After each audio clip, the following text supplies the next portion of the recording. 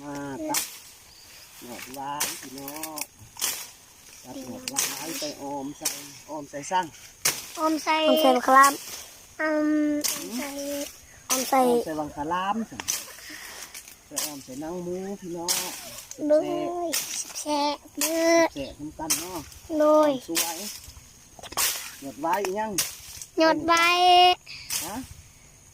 เว้ยใส่นี่จ้ะ หยดว่ายน้ ฮะ ำหยดใบ นี่แม่นหยอดว้ายขี้เท้าเพิ่นว่าเนาะพ่อแม่ โดยหยดใบขี้เท่า ขี้เท้าเด้อนี่เด้อ โดย นี่ ในไรมาแล้ว ได้มาแล้วได้มาแล้ว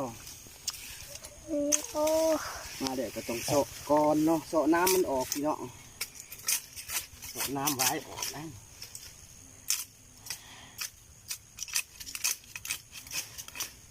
เอาบันทึกวิดีโอซะได้หรอวะ เออ เราหลังจากตัดหน่อไว้มาเดี๋ยวก็มาโซะน้ำมันออกพี่เนาะโซะออกนะโซะออกให้ละเอียดให้น้ำมันเบิดเนาะมาจังสีเอาไปเก็บกินได้